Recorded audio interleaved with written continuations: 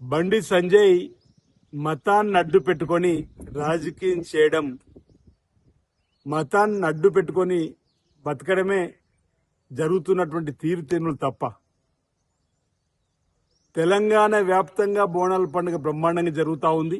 లోక కళ్యాణం జరగాలని హైదరాబాద్ మహానగరంలో కూడా బోనాల పండుగ సందర్భంగా రాష్ట్ర ప్రభుత్వం అన్ని ఏర్పాట్లను కూడా చేసినటువంటి సందర్భంలో అన్ని గుళ్లకు ఆర్థికంగా రాష్ట్ర ప్రభుత్వ పక్షాన్ని నిధులు వెచ్చించి గుళ్ళు గోపురాలకు సంబంధించినటువంటి స్వయంగా గౌరవ ముఖ్యమంత్రి గారు మహంకాళి అమ్మవారి సన్నిధిలో రాష్ట్ర ప్రభుత్వం పక్షాన పట్టు వస్త్రాలు సమర్పించడము, ఆ బోనాల పండుగలో పాల్గొనడము, లోక కళ్యాణం జరగాలని చెప్పని రాష్ట్రం బాగుండాలి, సుభిక్షంగా ఉండాలి, చక్కటి వర్షాలు పడాలని వారు వేడుకున్నటువంటి సందర్భం కూడా మనం చూసాం.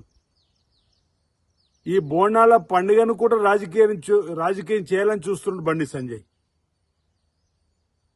తెలంగాణ వ్యాప్తంగా హైందవ సంస్కృతిని, ఆధ్యాత్మిక వాతావరణాన్ని, భక్తిభావాన్ని పెంపొందించేటువంటి క్రమంలో సుమారు 2,000 కోట్ల పైచీలకు నిధులు వెచ్చించి పలు ప్రాచీన కాలం నాటి దేవాలయాల అభివృద్ధి కోసం నిధులు వెచ్చించింది. దక్షిణ కాశీగా పేరుగాంచిన రాజన్న ఆలయ అభివృద్ధికి అయితేనేమి 250 కోట్లు ఇంచుమించు, అమ్మవారు బాసర సరస్వతి దేవాలయ అభివృద్ధి కోసమే కాని, భద్రాచలం సీతా రామచంద్ర స్వామి ఆలయం కోసం బాసర 225 కోట్లు, భద్రాచలంలో 351 కోట్లు, అదేవిధంగా కాళేశ్వరంలో ముక్తేశ్వర స్వామి ఆలయ అభివృద్ధి కోసం సుమారు 225 కోట్ల పైచీలు.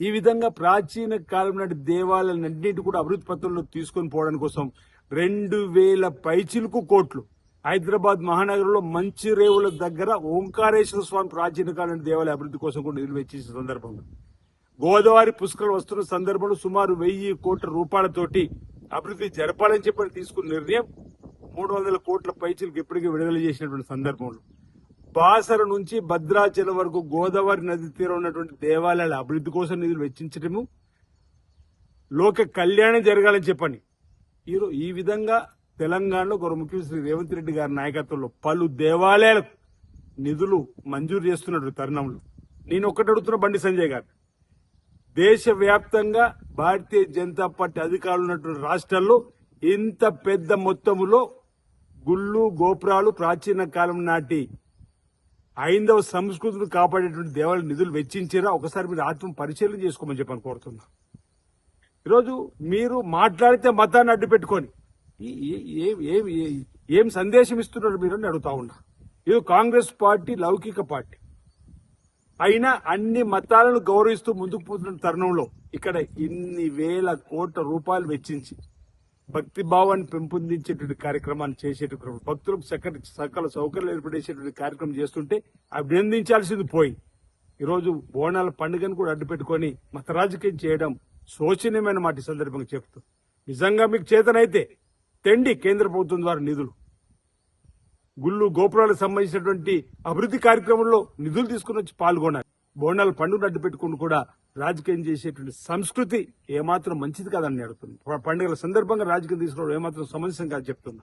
ఈరోజు గోశాలకు సంబంధించి రంగారెడ్డి జిల్లా మొయినాబాద్ లో ఆధునాతన పద్ధతుల్లో గోశాల నిర్మాణానికి కోసం కూడా నిధులు వెచ్చించడం, వేములవాడ సన్నిధిలో కూడా కోడెలు ఇక్కడ ప్రసిద్ధి, కోరిన కోరికలు తీర్చుతండి కోడెలకు చెల్లిస్తానని చెప్పినటువంటి ఇక్కడ వస్తున్నటువంటి కోడెలు గాని ఇతరత్ర అంశాలను దృష్టిలో పెట్టుకుని గౌరవ ముఖ్యమంత్రి రేవంత్ రెడ్డి క్యాబినెట్ లో వేములవాడ దగ్గర ఒక గోశాలకు వారు అనుమతి ఇచ్చిన క్రమంలో సుమారు 40 ఎకరాలు ఆధునాతనమైనటువంటి పద్ధతులు నిర్మించడానికి కోసం గోశాలకు వేములవాడ దగ్గర కూడా ఒకటి మేము ఇవ్వడం జరిగింది. ఈ విధంగా మన సంస్కృతి సాంప్రదాయాన్ని సనాతన ధర్మాన్ని కాపాడే ప్రయత్నం చేయడంలో ఈ ప్రభుత్వం ముందుంది రేవంత్ రెడ్డి గారి నాయకత్వంలో. మీరేమో మతాన్ని అడ్డు పెట్టుకుని రాజకీయం చేయాలని చెప్పి చూసే కార్యక్రమం తప్ప మరొకటి కాదు. రాబో రోజుల్లో కూడా మీకు చేతనైతే కేంద్ర ప్రభుత్వం ద్వారా నిధులు తీసుకుని వచ్చి ఈ గుళ్ళు గోపురాలు దేవాలయాలకు సంబంధించిన అభివృద్ధిలో పాలు పంచుకోవడం తప్ప మతాన్ని అడ్డు పెట్టుకొని ఈ బోనాల పండుగను అడ్డు పెట్టుకొని రాజకీయం చేయడాన్ని మేము ఈ సందర్భంగా తప్పుపడతా ఉన్నాం.